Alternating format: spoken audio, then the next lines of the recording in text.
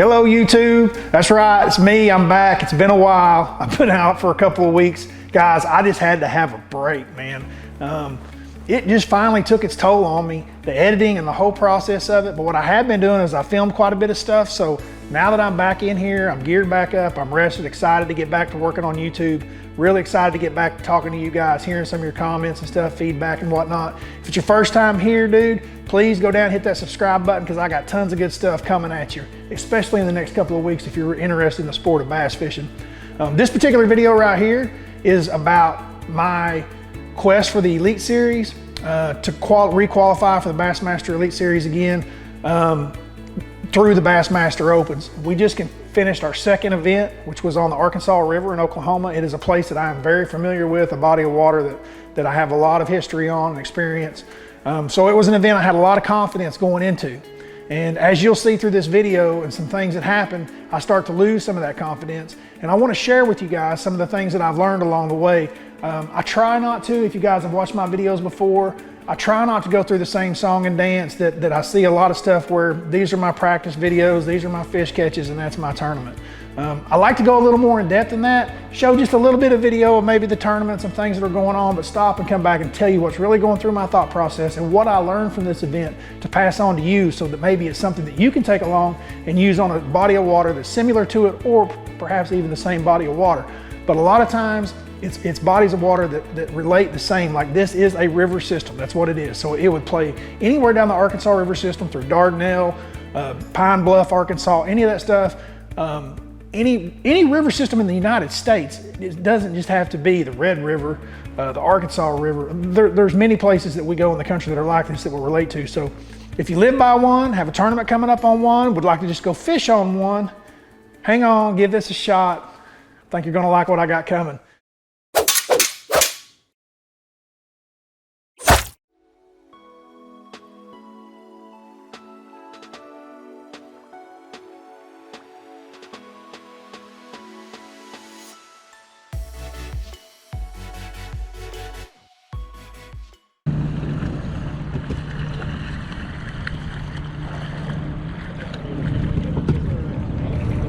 What up, Chris? What boat number are you? I'm 130, 128, something like that. Yours? I've been back and forth all night. I can't decide. I mean, I seriously cannot decide right now. So I'll see how it is. How about you? I'm going to some 188. If I can make the lot. Okay guys, the reason I show you that clip with Chris coming up there at the end is just to kind of explain to you the strategy and how hard it is to make decisions. I mean, Chris Jones is, he ends up winning this event. It's the second time that he's won an open here, and he's won numerous events on this river. He is as good on this river as there is. And even for him, it's hard to decide when to take a chance on that lock and not lock. So this is what I want to go into. All river systems, if you're fishing them, generally have a lock. A lot of times the pool that you're going out of on the river is not the best pool.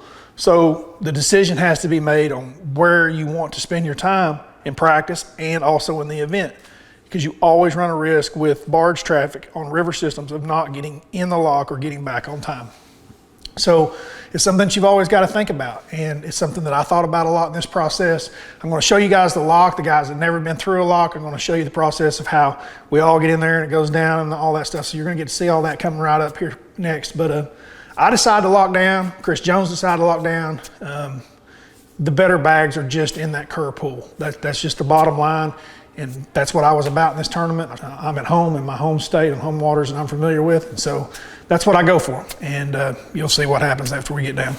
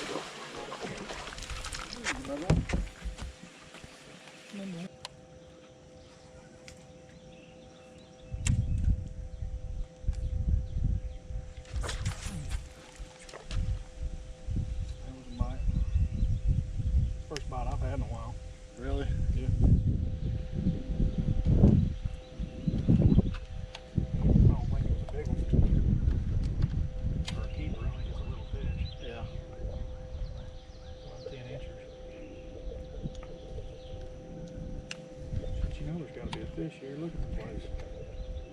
I think you're right. There you go.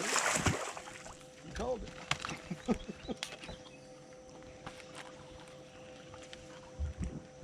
All right, guys, I want to stop the video right here because I know this is one of y'all's favorite parts. From the feedback and the comments I get a lot of the time, hey Hallman, what is your setup? So let's go over my setup. I have it right here in my hand. I brought it in for you guys. I know it's one of y'all's favorite parts. This is primarily my standard, I would call this my standard Oklahoma flipping setup. It starts with a Falcon rod. This is the 7.4 Amistad Extra Heavy. You guys have heard me talk about the Amistad a lot. I fish the Amistad Extra Heavy when I'm flipping. It's a little heavier action rod. It's actually an 8 power in the Expert. They do not make this rod in the Lowrider. This rod is only in the Expert series right now, but you can get by with an Amistad. You can. I just like the Expert with the Extra Heavy just a little bit more. It's a little bit stiffer whenever I'm flipping fluorocarbon. I like the Amistad better whenever I'm flipping braid. It gives me a little more tip. But anyway, so with the setup that I was using at the rivers, 25 pound shooter, Sunline, 3/8 ounce, Rains tungsten weight, Hematoma BFE by Big Bite. It's actually out now. You guys can get it. And it was topped off with a 4/0 595 Hayabusa heavy duty hook. So it's an extra heavy hook as well. It's thicker. And I've got all that paired up with a 7-4-to-1 reel, which is what I like to flip with. That's pretty much my setup. I hope that answers you guys' questions, and good luck from here.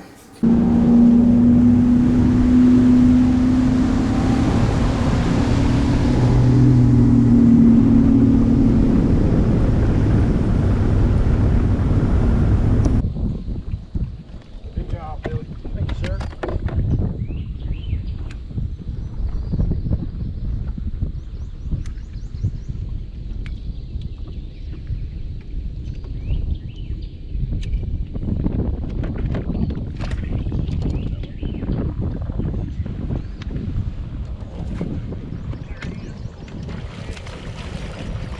Another one, huh?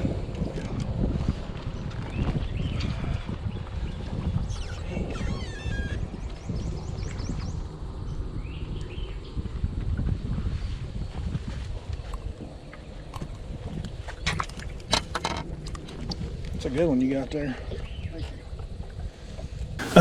That's pretty much the end of my day one, and day two was not any better. It's the same. I'll show some clips of it here in a little bit. I caught a few more flipping a brush hog and stuff on day two, but the lesson that I've learned here and that I want to share with you guys is that I've seen this before play out on this river system and other tournaments that I fished here, multi-day events. When they get that much pressure, basically these fish are really easy to catch and they're accessible. I mean, they're right where you would think they would be, which is another reason why you guys should really venture out and go fish some river systems. Guys are worried about navigation on them, tearing up their boats and things such as that. If you just take your time and go slow, when you're worried about an area, if you don't know if it's deep or shallow, get on your trolling motor and go slow, you know?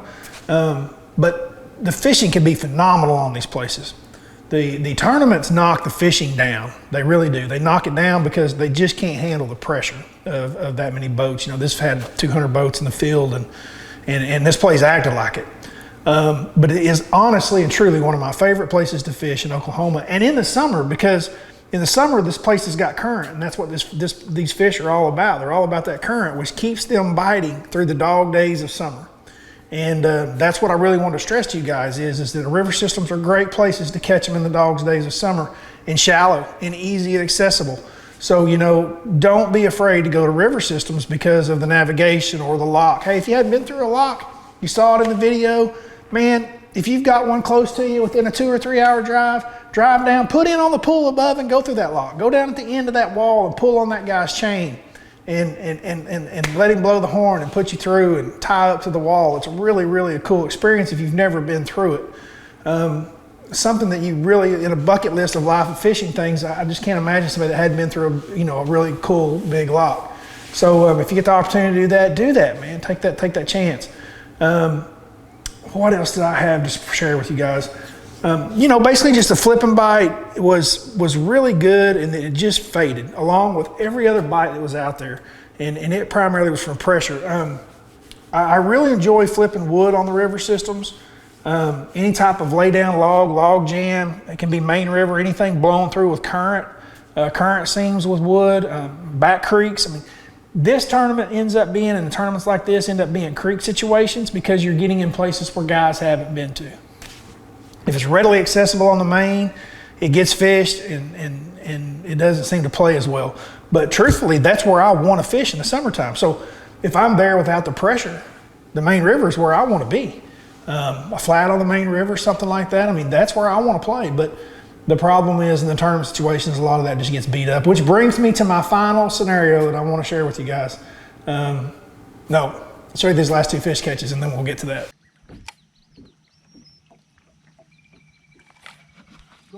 It's a good bite of something I have not had in a while. Oh my gosh, I finally caught a keeper. Nice. Whack. When I found them, it was hot, hot, hot. Sun beating on his head.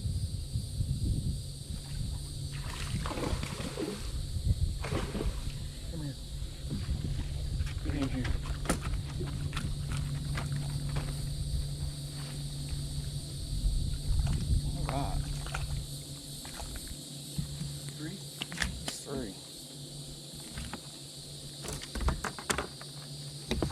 Catch you one, Bubba. They're in here. And with that fish catch brings me to my final analogy. I don't want this to sound like sour grapes because it's not, but then again, it kind of is. If you are running a fiberglass boat on a river system, you are at a disadvantage, whether you're fun fishing, tournament fishing, or whatever, cat fishing, whatever you're doing, you are at a disadvantage. The guys in the aluminum have an advantage over you. That last video you just saw was at a creek that I caught. Between me and my co-anglers, we caught 4 or 5 fish out of that creek. When it was all said and done, it was the best little spot I had. And I could only get halfway back in it because there was a tree that had fallen down across it. And then someone came in with a chainsaw the last day of practice and cut off the end of it to access, which I thought was going to be great. When I came in and looked up and saw the tree had been chainsawed, one problem. They left the big log at the bottom and my boat would not go over the top of it. I tried, I pushed, I shoved. I did everything but tear up my Phoenix. And come short of tearing up a brand new boat with a brand new Mercury, I did not get in there. But just on the outside of that creek, we caught 5 keepers between me and my co-anglers. So in 2 days. There was fish in that creek and there was fish to be had further back in there. And I don't know who was fishing in there. I never ran into them, but someone had accessed that intentionally because I had been in there earlier in the week and the tree was not cut and then it was. And that's great, man. That's work. That's the way you do it. But there were many places and many people that were able to access fish that the rest of us were not able to access. And that is how they cashed a lot of checks. So all I'm saying is that from now on, it's taken me till I'm 45 years old to get this hard-headed about it, but if I go back to a river tournament of any kind, shape, form, or fashion, and it doesn't require me to stay in the boat that I'm in, I'm gonna be in aluminum. It's coming because it is an advantage, period, bar none. That's really what I got for you guys. I hope you like this one. Hope I didn't talk you into going to buying aluminum. There's nothing wrong with aluminum. Maybe you get another boat. I don't know. But all right, guys, appreciate y'all watching. Don't forget to hit that subscribe button, hit that like button. Thank you guys for joining me on my channel. Hope I didn't talk you into buying an aluminum boat, but I can guarantee you next river system, I'm going to have one. Till then, I'm out of here.